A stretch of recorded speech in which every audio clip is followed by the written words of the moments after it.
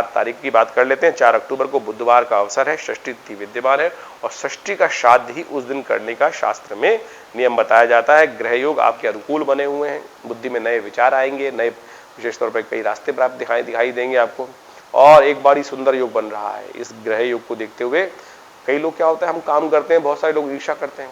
आज का ग्रह योग खास है कि जो लोग ईर्ष्या आपसे करेंगे उनका ही नुकसान होगा। आपको अपने कार्यों में मस्त रहने की जरूरत, चिंता ना करें, आप अपनी मस्त रहते हुए कार्य को आगे बढ़ाने का प्रयास कीजिए। आपके लिए सुंदर योग बना हुआ है। बुधवार का अवसर, बुध चल रहे हैं अस्त, तो ऐसे में साबुत मूंग की दाल, जो मूंग का होता है मूंग, उसको दान करने का प्रयास करें। भिगोकर गौशाला में गाय को दे दीजिए, सबसे श्रेष्ठ उपाय है, ये आपके लिए बड़ा अनुकूल रहेगा, इसको कर सकते हैं आप। वहीं 5 अक्टूबर को ग्रह गणना दिखा रही है कि बृहस्पतिवार का अवसर, सप्तमी तिथि आश्विन मास की कृष्ण पक्ष की और मिथुन राशि जो है वो विशेष तौर पे उसमें चंद्रमा का प्रवेश होने जा रहा है सुबह 7:04 पर।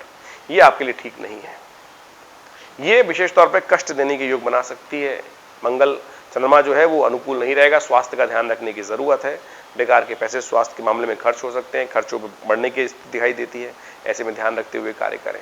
उपाय के तौर पर भगवान शिव के निमित्त आज सुबह सुबह अभिषेक कर लें उनका, थोड़ा सा दूध में केसर डालकर ओम नमः शिवाय का जप करते हुए या लघु मृत्युंजय जप करते हुए या केले का दान करने का प्रयास करें। ये सारे उपाय कर आप लाभ ले सकते हैं। इस दिन सप्तमी का श्राद्ध किया जाएगा। सर्वार्थ सिद्ध योग विद्यमान है, जो शाम को करीब करीब सूर्योदय से लेकर रात्रि में 7:37 तक विद्यमान रहेगा। नए कार्य आरंभ करने के लिए दिन अच्छा दिखाई देता है, कोई दिक्कत नहीं। एक भ्रांति आपको ध्यान रखने का प्रयास कीजिएगा, यह हम बता देते हैं आपको, इस बात का ध्यान रखें। श्राद्ध चल रहे हैं, आमतौर पर लोग नए कार्य करने से परहेज करते हैं। हम सर्वार्थ सिद्ध योग मुहूर्त बता रहे हैं आपको, ऐसे में कई लोग भ्रांति कह सकते हैं श्राद्ध चल रहे हैं और नए कार्य को करने के लिए आप योग बता रहे हैं। देखिए एक बात ध्यान रखें, ये हमने कई ऐसी बातें जोड़ ली अपनी परंपरा के अनुसार से जो शास्त्र में कहीं निषेध नहीं की गई है। श्राद्ध अपने घर में आप कोई नया कार्य करते हैं तो आपके माँ बाप प्रसन्न होते हैं ना, बस खुश होते हैं, आपको आशीर्वाद देते हैं, उनको प्रसन्नता प्राप्त होती है। श्राद्धों में केवल लोगों ने यह सोच लिया कि नया वस्त्र ना खरीदो, नई गाड़ी मत खरीदो और नया कार्य ना करो, जबकि श्राद्ध में एक बात ध्यान रखें, श्राद्ध में कार्य किया गया है, श्राद्ध में तर्पण इत्यादि करें, श्राद्ध करें, पितृ उससे तृप्त होंगे। लेकिन आपकी उन्नति से पितृ त्रस्त कब हो सकते हैं? कारण क्या कहा गया कि पितरों का इस विशेष तौर पर मृत्यु लोक में आगमन होता है। ऐसे में हमें उनके प्रवृत्ति, अगर हम बहुत ज्यादा भोग विलास में हो जाएंगे, लिप्त हो जाएंगे, तो उनके निमित्त हमारा जो दायित्व भूल जाएंगे। अगर आप उसको नहीं भूलते हैं और उसके बाद अपने भोग विलास में निवृत्त ना हो, नया चीज करने में कोई बुराई नहीं है, आपके पितरों का आशीर्वाद आपको मिलेगा यदि आप उनके निमित्त जो कार्य हैं वो अवश्य करते हैं। तर्पण इत्यादि, ब्राह्मण भोजन इत्यादि, गऊ के निमित्त भोजन इत्यादि, काक बलि इत्यादि, ये सब करेंगे तो आप चिंता ना करें, आपके पितरों का आशीर्वाद आपको मिलेगा। तो ये भ्रांति आपको हटाने का प्रयास करना चाहिए। 6 अक्टूबर की बात कर लेते हैं। 6 अक्टूबर को शुक्रवार का अवसर है, सप्तमी तिथि उदया तिथि के रूप में विद्यमान है, लेकिन उसके बाद अष्टमी का आगमन हो जाएगा।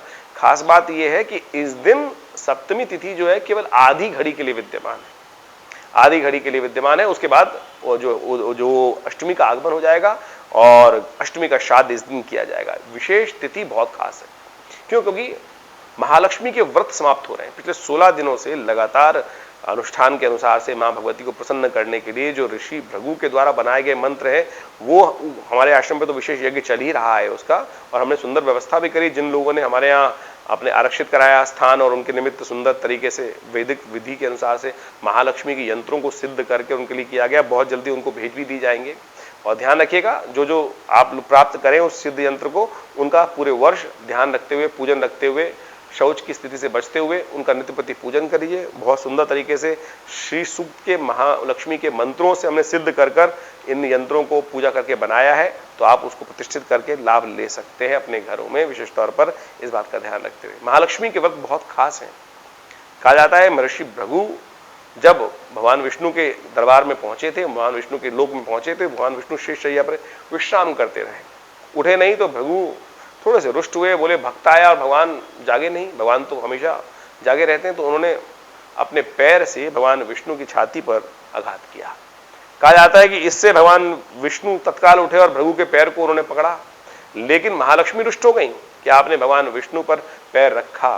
तो उस दिन से भृगु को उन्होंने श्राप दिया कि आज हम आप परित्याग करते हैं कि आपके पास कभी नहीं आएंगे, हमारे सुख से आप वंचित रहेंगे। तो उन्होंने कहा जाता है कि महाराज भृगु ने, महर्षि भृगु ने वहां उन 16 मंत्रों का सृजन किया और मां भगवती को प्रसन्न किया और कहा, उसका आशीर्वाद यह हुआ कि भृगु को आशीर्वाद मिला मां भगवती से कि जो भी इन मंत्रों का स्तवन करेगा, और इन 16 मंत्रों के बारे में बताया गया है, तो इन महालक्ष्मी के व्रतों में उन्हीं 16 मंत्रों का अनुष्ठान शास्त्र के अनुसार से किया जाता है इन 16 दिनों तक। और जो उन मंत्रों से यज्ञ कर कर जप कर कर पूजन करते हैं, महालक्ष्मी उन पर कृपा करती हैं अवश्य। तो हमने सुंदर व्यवस्था करी है, आप इसका लाभ ले सकते हैं। ग्रह गणना विशेष तौर पर आपके लिए ध्यान रखने वाली है। स्वास्थ्य का ध्यान रखिएगा। देखिए मौसम परिवर्तन की तरफ जा रहा है, ऐसे में स्वास्थ्य का ध्यान रखने की आपको परम आवश्यकता है। तो आपको विशेष तौर पर स्वास्थ्य का ध्यान रखना चाहिए, अपने पैसे का ध्यान रखना चाहिए। चंद्रमा बिल्कुल क्षीण अकेले अवस्था में पड़े हुए हैं, कहीं दूर आसपास कोई शुभ ग्रह देख भी नहीं रहा है, तो ऐसे में अननेसेसरी खर्चे आपके जिम्मे पड़ सकते हैं। ध्यान रखते हुए आपको कार्य करने की जरूरत है। आपको चावल का दान करना चाहिए, यह आपके लिए श्रेष्ठ रहेगा। वहीं 7 अक्टूबर को ग्रह गणना विशेष तौर पर दिखा रही, शनिवार का अवसर अष्टमी तिथि उदया तिथि के रूप में विद्यमान है और साथ साथ नवमी का श्राद्ध उस दिन मध्याह्न काल में नवमी होने के कारण से अष्टमी सुबह श्राद्ध समाप्त हो जाएगी, नवमी मध्याह्न में रहेगी, तो इसलिए नवमी का श्राद्ध उस दिन किया जाएगा। ग्रह गणना परिवर्तन की तरफ जाएगी। सुबह का समय थोड़ा भारी दिखाई देता है, शाम के समय ग्रह परिवर्तन की सूचना आपको उपस्थित करेगा, लेकिन फिर भी अननेसेसरी खर्चे आपके जिम्मे पड़ सकते हैं। लेकिन सोच आपको सही दिखाई दे रही है, लेकिन आप सोच ठीक होते हुए भी उसका पूर्वाभास का पूर्ण लाभ नहीं ले पाए तो आपकी गलती है। आपको दिशा कौन सी सही है, दिशा कौन सी खराब है, इसकी सूचना आपका मन आपको उस दिन देने का प्रयास करेगा, लेकिन आप यदि गलती करेंगे तो फंस जाएंगे। इस बात का ध्यान रखते हुए कार्य करना है। देखिए ऐसे में जो आपको ध्यान रखना चाहिए, शनिवार का अवसर है, तो क्या उपाय किया जाए। शनिवार के निमित्त देखिए आपके शनि इस वक्त वक्री चल रहे हैं और मंगल विशेष तौर पर कष्ट के योग बना रहे हैं, तो आपको क्या करना चाहिए उपाय, वो भी आप नोट कर लीजिए। हनुमान चालीसा का पाठ, हनुमान जी के मंदिर में जाकर शनि के निमित्त उनको श्रवण करने के निमित्त हनुमान जी को चूला चढ़ाइए। जय हनुमान चालीसा का पाठ करते हुए शनि भी आपके अनुकूल होंगे और ग्रह भी परिवर्तन का योग बनाएंगे। 8 अक्टूबर को ग्रह योग दिखाता है कि रविवार का अवसर नवमी तिथि विद्यमान है, दशमी का श्राद्ध उस दिन किया जाएगा। सुबह से सर्वार्थ सिद्धि योग विद्यमान रहेगा, जो पूरे करीब अगले दिन सूर्योदय से पहले तक चलेगा। तो ऐसे में ग्रह गणना आपके लिए अच्छी बनी हुई है, लेकिन बेकार के खर्चे आपके जिम्मे लगातार पड़ सकते हैं। बस खर्चों का ध्यान रखें, रास्ता थोड़ी बुद्धिमानी के साथ अपनाएं तो आपके लिए स्थितियां ठीक हो सकती हैं। उपाय के तौर पर भगवान सूर्य का सुबह सुबह दर्शन करें, उनको अर्घ्य दें, तांबे के लोटे में जल लेकर एक पीला पुष्प डालकर कल्याण होगा। 9 अक्टूबर को सोमवार का अवसर है, दशमी तिथि विद्यमान है उदय तिथि के रूप में, उसके बाद एकादशी का आगमन हो जाएगा और मध्याह्न के समय में एकादशी का श्राद्ध किया जाएगा। एकादशी अगले दिन है, शुद्ध रूप से वैष्णवों के लिए एकादशी अगले दिन मानी जाएगी और वो एकादशी बेहद खास रहेगी। वो इंदिरा एकादशी के रूप में जानी जाती है। कहा जाता है कि पितरों के निमित्त तर्पण करने के लिए, पूजन करने के लिए, अपने पितृ जो भूले बिसरे पितृ भी हैं उनकी भी तृप्ति प्राप्त हो सकती है इन दिनों, खासतौर पर तर्पण इत्यादि कर कर। लेकिन एकादशी का श्राद्ध आज ही किया जाएगा, इस बात को ध्यान रख लें। और इस दिन भद्रा विद्यमान है, नए कार्य आरंभ करने के लिए दिन अच्छा नहीं है। दोपहर के बाद ही नए कार्य, नए प्रोजेक्ट्स में हाथ डालें, अन्यथा कष्ट में फंस सकते हैं। इस बात का ध्यान रखते हुए कार्य करना चाहिए। ग्रह योग परिवर्तन के योग बना रहे हैं, ऐसे में ये परिवर्तन आपके लिए थोड़ा भारी पड़ सकता है। ध्यान रखते हुए कोई भी कॉन्ट्रैक्ट नया कोई बनाते हुए ध्यान रखे हुए कि कहीं आपको कोई फंसाने का प्रयास ना करे, बंधन में डालने का प्रयास ना करें, अपनी मीठी मीठी बातों में आपको ना फंसाए, इस बात का ध्यान रखें। नहीं तो आप अपनी सज्जनता के कारण से परेशान हो सकते हैं। इस बात का ध्यान रखते हुए आपको कार्य करना है।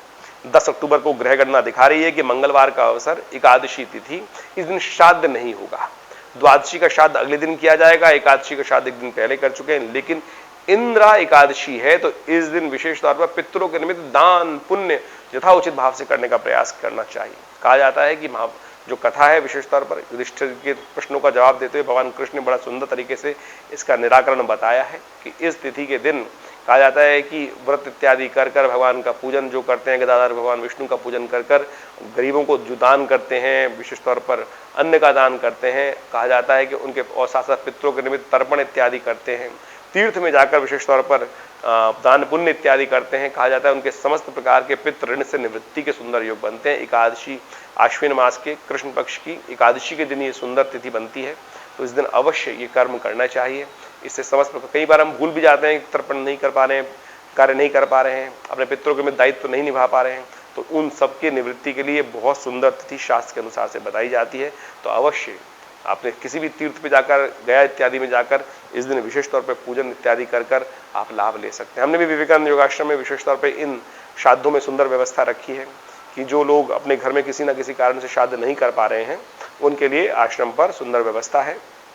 उसमें तर्पण की व्यवस्था है, पितृ निमित्त गायत्री यज्ञ की व्यवस्था है, साथ साथ ब्राह्मण भोजन की व्यवस्था है। जो इसका लाभ लेना चाहते हैं, फ़ोन नंबर स्क्रीन पर चल रहे हैं, आप उसमें अपना स्थान आरक्षित करके लाभ ले सकते हैं। हमारा आश्रम दिल्ली में विवेकानंद योग आश्रम है। दिल्ली में बहुत बड़ा संस्थान है, पिछले करीब 70 सालों से कार्य कर रहा है। 1960 के दशक से यह आश्रम बना हुआ है। हमारे पिता आचार्य श्री केशवदेव जी महाराज के सानिध्य में यह आश्रम स्टैब्लिश हुआ और यहाँ बहुत सारे समाज की सेवा के कार्य किए जाते हैं, बहुत सारे सेवा भाव रखे जाते हैं। बहुत बड़ी गौशाला है आश्रम के अंतर्गत, बहुत भंडारे चलते हैं। रविवार को बहुत विशाल भंडारा होता है, मंगलवार के दिन सुंदरकांड का सुंदर पाठ होता है। नित्यपति हर रोज़ करीब 8 घंटे यज्ञ रहता है आश्रम पर। आप भी हर रविवार को उस यज्ञ में भाग ले सकते हैं। इसके अलावा माँ भगवती की दिव्य प्रतिमा है जो 1947 में मुल्तान से हमारे आश्रम पे पधारी, वो प्रतिष्ठित हैं। बहुत चमत्कारी 400 साल पुरानी प्रतिमा है, भगवती की चमत्कारी प्रतिमा है और उनका दर्शन कर लेने मात्र से समस्त कष्ट दूर होते हैं। और दिल्ली में ये विवेकानंद हॉस्पिटल योग आश्रम 100 बेड का योग प्राकृतिक चिकित्सा का हॉस्पिटल है जो कार्य क्षेत्र में है। भारत सरकार के साथ मिलकर कार्य करते हैं हम लोग और बहुत सारे शोध कार्य करीब 100 पुस्तक के आश्रम की तरफ से प्रकाशित हैं जो भारतीय पराविद्याओं पर है। तो ये बहुत सारे कार्य हैं, हम समय समय पर करते रहते हैं। आप भी विवेकानंद योग आश्रम से जुड़े, समस्त जानकारी के लिए नीचे फ़ोन नंबर दिए हुए हैं, उनसे संपर्क साध सकते हैं। धन्यवाद, नमस्कार।